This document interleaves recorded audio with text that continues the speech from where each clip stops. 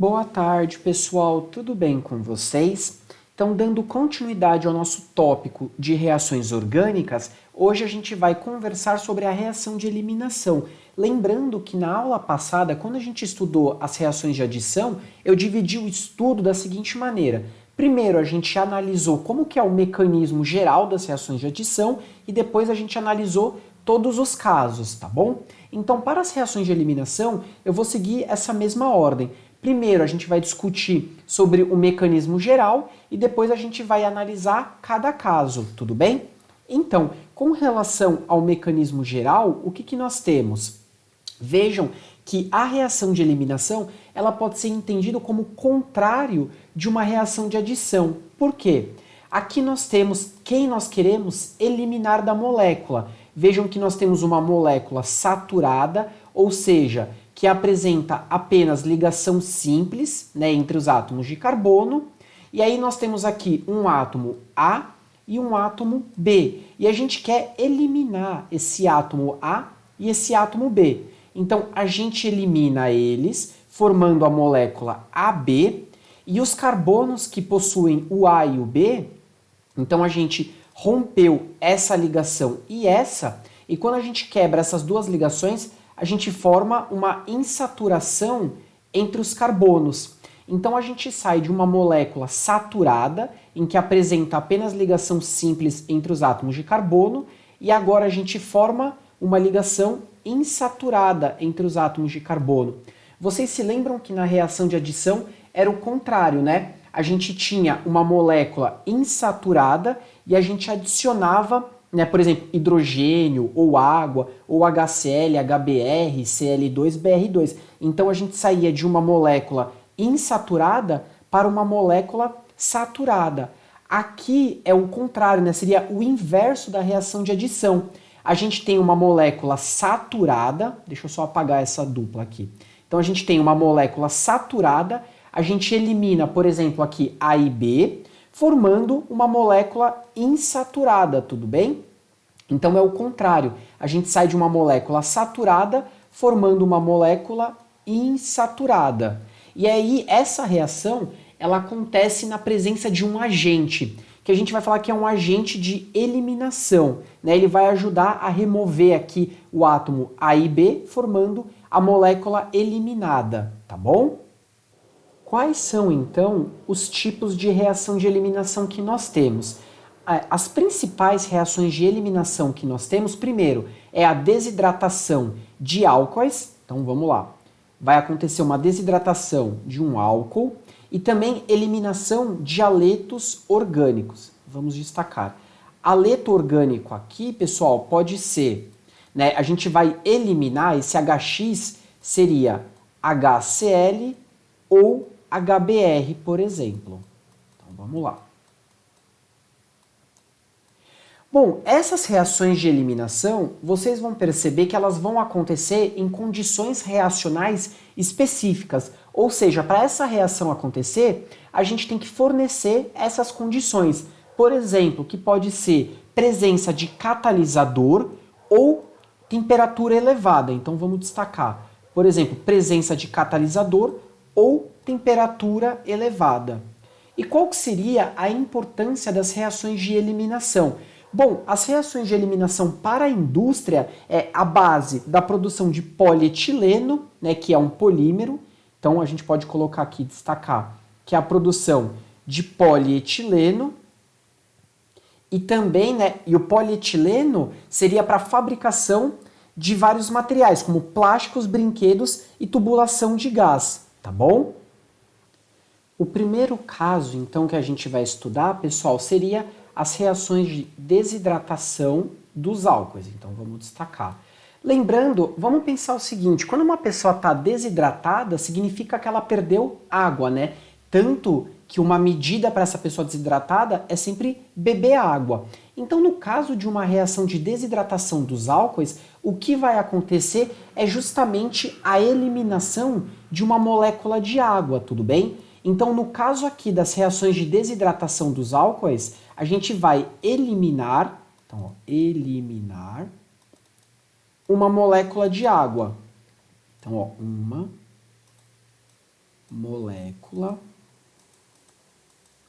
de água, tudo bem? Então, de novo, desidratar é retirar uma molécula de água. Neste caso, a gente tem duas possibilidades, pessoal. A desidratação, ela pode ser intramolecular ou intermolecular. Vamos destacar isso, ó. Ela pode ser intramolecular ou intermolecular.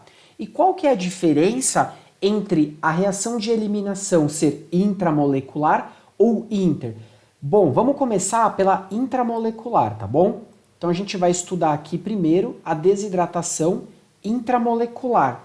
O termo intra significa dentro, ou seja, essa molécula de água que vai ser eliminada, ela vai ser retirada da própria molécula, por exemplo, do próprio álcool. Então nós temos aqui um álcool e deste álcool a gente vai retirar uma água, tudo bem?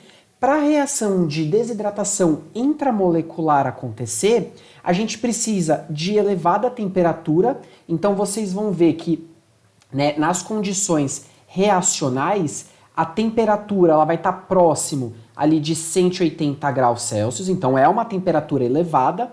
Além disso, né, ela vai estar em meio ácido e também tem presença de catalisadores. Então vejam que são condições reacionais bem específicas. A gente precisa de elevada temperatura, o meio tem que ser ácido, além disso a gente também tem catalisadores, tudo bem? Então vamos ver agora um exemplo?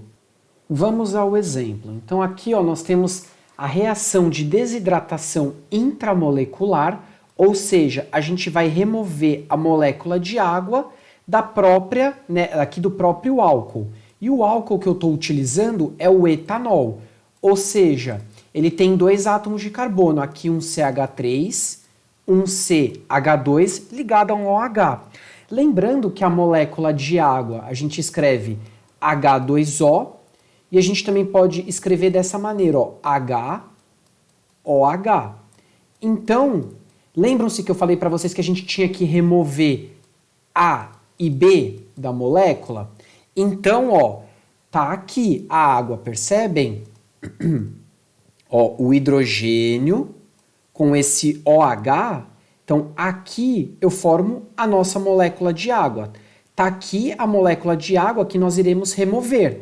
Então, ó, a gente remove essa água, essa molécula de água, né, desidratamos, ou seja, retiramos essa molécula de água, então quebra essa ligação e quebra essa ligação. E aí o que eu disse para vocês, a gente forma uma insaturação. Ou seja, nós tínhamos uma molécula saturada e agora ela vira insaturada. Então, este álcool agora virou um alceno, estão vendo? Então, o produto de desidratação intramolecular é um alceno. Este alceno tem dois átomos de carbono, então o seu nome é eteno. Vejam os produtos aqui da desidratação intramolecular do etanol. Forma um alceno, neste caso o eteno, e a gente eliminou uma molécula de água. Então, ó, eliminação. Então, eliminação de uma molécula de água. Lembrando que o produto é um alceno, tudo bem? Vejam, a gente saiu de um composto que tinha, aqui era saturado, a ligação entre os carbonos era saturada, e agora eu formei uma insaturação, ou seja, uma dupla ligação. Olha as condições dessa reação, meio ácido, então aqui nós temos o ácido sulfúrico e aquecimento, tudo bem? Tranquilo fazer, né, essa reação de eliminação intramolecular. É simplesmente retirar uma molécula de água do álcool e a gente forma como produto uma substância, um hidrocarboneto insaturado. Neste caso, um alceno, o eteno. Tudo bem? Agora, com relação à desidratação intermolecular, então vamos destacar desidratação intermolecular. O que seria então a desidratação intermolecular? Ela vai acontecer entre duas moléculas de álcoois, ou seja, podem ser moléculas iguais ou diferentes. Como assim? Eu posso ter a desidratação entre duas moléculas de etanol, né? Vejam que é o mesmo álcool, etanol, ou eu posso ter entre duas moléculas de álcool diferentes, uma molécula, desculpem, uma molécula de etanol e outra de metanol, tudo bem? Além disso, uma outra diferença da desidratação intermolecular vai ser o produto formado. O produto agora não vai ser mais um hidrocarboneto insaturado, né? Não vai ser ali um alceno. Na verdade, vai ser um éter, tudo bem? Então tem que tomar esse cuidado, porque a desidratação intramolecular gera um hidrocarboneto insaturado, um alceno. Agora, a desidratação intermolecular vai gerar um éter, claro, além da água que a gente está eliminando, tudo bem? Quais são as condições reacionais para a desidratação intermolecular? Primeiro, ela também vai ser catalisada, né? Vai acontecer aqui na presença de ácido sulfúrico, H2SO4, né, como catalisador. Só que aqui neste caso a temperatura ela vai acontecer um pouquinho mais baixa. Então ela vai acontecer em torno de 140 graus Celsius. Lembrando que na nossa desidratação intramolecular a temperatura estava ali em torno de 180. Já na desidratação intermolecular a temperatura é um pouco mais baixa, então em torno de 140 graus Celsius, ok? Como exemplo, eu escolhi duas moléculas de etanol, tudo bem? Então a gente vai fazer a reação de desidratação intermolecular de duas moléculas de etanol, né? De álcool etanol. Então como que a gente vai retirar a água? Ó, a gente pode pegar um OH deste etanol e o H deste etanol, tá bom? Então, ó, aqui vai sair uma molécula de água. Vamos colocar aqui, ó, estão vendo? Saiu uma molécula de água, que ela está aqui. E o que vai acontecer? Este oxigênio, que agora eu vou destacar em verde, então, ó, este oxigênio, ele vai se ligar a este carbono aqui, tudo bem? Então a gente vai formar CH3, CH2, O, CH2, CH3, estão vendo? Então a gente formou aqui este éter, então, vamos destacar, ó, formamos este éter, que é o chamado etoxietano. Então este composto aqui é um éter, e o seu nome oficial é etoxietano. Lembrando que como é uma reação de desidratação, então a gente elimina uma molécula de água, tá aqui, ó, elimina uma molécula de água. Só cuidado, pessoal, porque vocês têm que tomar aqui, vocês têm que perceber se é uma reação de desidratação intermolecular, ou seja, entre duas moléculas de álcoois, ou se é apenas em uma molécula de álcool, ou seja, é uma reação de desidratação intramolecular. Por quê? Se a reação de desidratação for intramolecular, o produto vai ser um alceno. Agora, se a reação de desidratação for intermolecular, então o produto é um éter, ok? Então tomem esse pequeno cuidado porque os produtos são diferentes. Aí uma maneira de vocês diferenciarem, né, se é intermolecular ou intramolecular também pode ser pela temperatura em que reação acontece. Porque às vezes eles colocam aqui na seta a temperatura. Lembrando que se for 180 graus, ela é intramolecular. Né? Então, intra. O produto formado vai ser um alceno. Agora, se for ali na faixa de 140 graus Celsius, então essa reação vai ser né, intermolecular, e o produto vai ser um éter, ok? Então também prestem atenção na temperatura que o enunciado do exercício dá para vocês. Tranquilo? Agora, pessoal, imaginem o seguinte exemplo. Imaginem que a gente vai eliminar, vai fazer a desidratação do butan 2-ol. Então a gente vai fazer aqui a desidratação intramolecular do butan 2-ol. Só que surge uma dúvida, que é o seguinte: eu posso fazer, eu tenho duas possibilidades de desidratar essa minha molécula. Ó, eu tenho 1, 2, 3, 4 carbonos, né? Então deixa eu escrever aqui, ó. 1, 2, 3, 4 carbonos. E eu posso desidratar este álcool da seguinte maneira: eu posso pegar o OH aqui e esse hidrogênio, então eu vou formar aqui essa molécula de água, né? Então eu posso ter a eliminação entre este hidrogênio e este OH, eliminando uma água, mas eu também posso eliminar a água utilizando...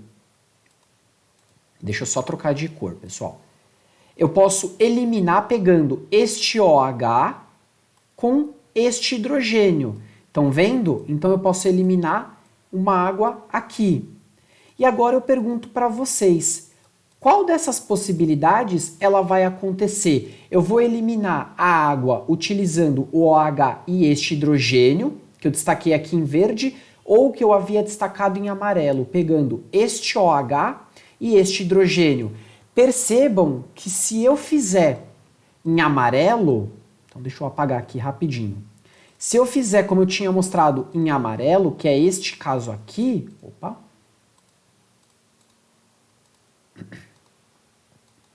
Ó, se eu fizer esse caso aqui, vocês concordam que o produto formado é este daqui? Ó, eu eliminei a água e eu vou formar uma dupla ligação entre os carbonos aqui.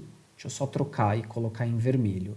Então eu formo uma insaturação aqui. Lembram-se? Eu quebro essa ligação e formo uma dupla. Eu tenho este produto aqui. Eu formo o buteno, né? 1, 2, 3, 4. Esse cara aqui é o buteno. Mas eu posso fazer uma outra eliminação. Eu tenho uma outra possibilidade, que é o seguinte. Agora deixa eu escrever, né, pegar aqui em verde. Ó, eu posso eliminar este OH com este hidrogênio. Então vai sair essa água aqui. Vamos escrever? Ó, sai esta água. Então a gente rompe essa ligação e a gente forma uma dupla aqui entre os carbonos. O produto não é mais agora o buteno, vai ser o but-2-eno. A gente forma este cara aqui. Ou seja, vocês perceberam que agora eu tenho duas possibilidades? Eu posso formar ou o buteno ou o but-2-eno. E surge uma pergunta: qual desses vai ser o produto? O buteno ou o but-2-eno? Estão vendo? Ó, escrevi aqui buteno ou but-2-eno. Qual desses dois produtos vocês acham que vai ser formado? Aí, pessoal, um químico chamado Alexander Zaitsev, né, ele determinou que o átomo de hidrogênio que vai ser retirado na desidratação, né, o átomo de hidrogênio que junto com o OH vai formar a água, então esse átomo de hidrogênio que a gente vai retirar, ele deve ser retirado do carbono menos hidrogenado, tudo bem? Então ele vai ser retirado do carbono menos hidrogenado, vizinho ao da hidroxila. Então deixa eu destacar isso aqui para vocês. E essa regra ficou conhecida como regra de Zaitsev. Então eu coloquei aqui que a regra de Zaitsev, então, ó, ela diz o seguinte, que o produto majoritário da reação vai ser o alceno mais estável, ou seja, aquele que está mais substituído. E o alceno mais substituído vai ser aquele em que a gente retirar, né, o hidrogênio do carbono menos hidrogenado. Tudo bem? Então vamos ver lá o exemplo? Retornando ao exemplo lá do butan 2-ol, o que nós temos? A gente viu que forma dois produtos. A gente tem o buteno e o but2eno. Como que a gente determina quem que vai ser o produto majoritário e quem que vai ser o produto minoritário? Então, ó, primeiro, a gente tem que encontrar quem? Os hidrogênios adjacentes à hidroxila. Adjacente significa ao lado. A hidroxila está aqui, então os dois hidrogênios adjacentes estão aqui. Né? O primeiro hidrogênio adjacente à direita e o segundo hidrogênio adjacente à esquerda.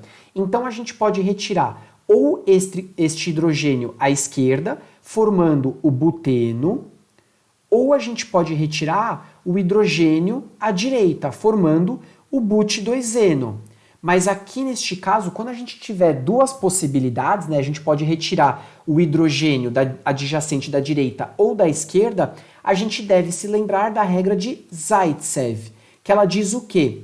Que o hidrogênio retirado para formar a água, né, para fazer a reação de desidratação, ele deve ser proveniente do carbono menos hidrogenado, tudo bem?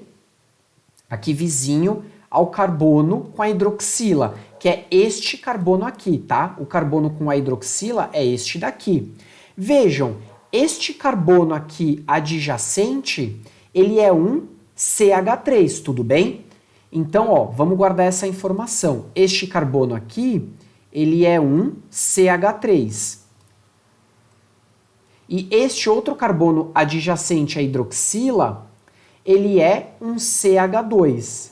Agora eu pergunto para vocês, qual desses carbonos é o menos hidrogenado? Ou seja, quem apresenta menos hidrogênio? Este daqui em azul é um CH3 e este aqui em roxo é um CH2. O carbono menos hidrogenado é o CH2. Então, o que a gente sabe? Que pela regra de Zaitsev, quem que vai formar o produto majoritário? Este cara aqui em roxo, tudo bem? Porque ele é o carbono menos hidrogenado, vizinho ao carbono com a hidroxila. Então, o buteno, ele vai ser o produto minoritário. Então, deixa eu trocar aqui de cor, ó, estão vendo? Produto minoritário, então ele vai ser formado 20%. E agora, o but2eno, ele é o produto majoritário. Por quê? Porque ele é o carbono menos hidrogenado. Então, quando a gente fizer a reação de eliminação, né, a reação aqui de desidratação do butan-2-ol, a gente forma uma mistura, o buteno e o but2eno. Como que a gente decide quem que é o produto minoritário, ou seja, o produto formado em menor quantidade, e o produto majoritário? Aí a gente tem que lembrar da regra de Zaitsev, que ela diz que o hidrogênio, né, o átomo de hidrogênio que vai ser retirado na forma aqui, eliminado na forma de água, é o hidrogênio vizinho à hidroxila, que está ligado ao carbono menos hidrogenado. Então, no caso do butan-2-ol, a gente tem aqui um CH3 e um CH2. Como o CH2 é menos hidrogenado, né, ele apresenta menos hidrogênio, então ele é quem vai formar o produto majoritário. Então, o produto que vai ser formado em maior quantidade é o but2eno e o em menor quantidade é o buteno. Tudo bem? Tranquilo, né? A gente só precisa lembrar da regra de Zaitsev. Assim como lá nas reações de adição a gente tinha a regra de Markovnikov, aqui nas reações de eliminação a gente tem a regra de Zaitsev. Tudo bem? E o último tipo, pessoal, de reação de eliminação é quando a gente elimina um HX. Lembrando que este HX pode ser o HCl ou o HBr. E neste caso, né, de desidratação intramolecular que a gente viu para os álcoois, pode acontecer a mesma coisa para eliminar HCl e HBr. Lembrando que a regra de Zaitsev, ela também pode ser aplicada neste caso, tudo bem? De eliminação de HCl ou HBr, né? No caso HX, colocando de uma maneira mais genérica. E aí a gente precisa lembrar, de acordo com a regra de Zaitsev, que o hidrogênio que vai ser eliminado, ele preferencialmente vai sair do carbono, né, adjacente menos hidrogenado. Tudo bem? Vamos ver então a reação? Ó, coloquei aqui para vocês a reação do 2-cloro, 2-metil-propano. Tá? Então vai ser este composto aqui. As condições aqui são um pouquinho diferentes, né? Quando a gente estava ali analisando a desidratação do álcool, a gente viu, né, que utilizava ácido sulfúrico como catalisador e também temperatura elevada. Se for uma desidratação intramolecular, a temperatura era 180 graus Celsius, e se fosse uma desidratação intermolecular, a temperatura é de 140. Já que no caso de uma eliminação de HX, né, lembrando que HX pode ser HCl ou HBr, então quais são as condições? A gente vai utilizar uma base, né, então aqui no caso a base é o hidróxido de potássio, tá? Então vamos escrever isso. KOH é uma base, né, de um metal alcalino. Então aqui é o hidróxido. Então, hidróxido de potássio. Então, é hidróxido de potássio. Essa reação acontece em álcool, né? Então a gente vai usar como solvente álcool e nós também aquecemos. Lembrando, pessoal, que a gente pode fazer a eliminação, lembram-se, a gente tem que tirar um HCl ou HBr. Como no caso o halogênio que nós estamos utilizando é o cloro, então a gente vai eliminar o HCl, tudo bem? Lembrando que adjacente, quem nós temos? Né? Então eu posso eliminar ou, né, o hidrogênio, ó, cadê o halogênio? Não está aqui? Então eu posso eliminar ou esse hidrogênio aqui do CH3, ou desse CH3, ou desse CH2. Concordam? Então eu posso eliminar um desses três. Aí o que dizia mesmo a regra de Zaitsev? Vamos voltar? Ó. Aqui, ó. Sempre a gente vai retirar o hidrogênio, né, do carbono menos hidrogenado. Concordam? Então, se a gente voltar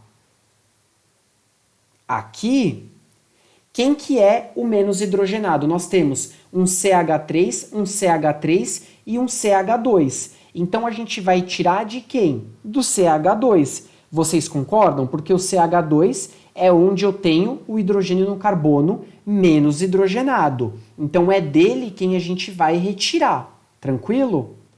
E os produtos formados, pessoal, o que nós temos? Ó, aqui a gente tem o 1, 2, 3, 4. Então, este cara aqui é o 2-metil, buteno. E este cara aqui embaixo, quem que ele é? Ó? Nós temos 1, 2, 3, 4. Tudo bem? Então, esse daqui vai ser o 2-metil. Então, 2-metil. But2-eno. But2-eno. E quem que é o produto majoritário? Lembrando que a gente sempre vai tirar do carbono menos hidrogenado, né? Então, né, pela regra de Zaitsev, que é este carbono aqui, que gerou este produto aqui, tudo bem?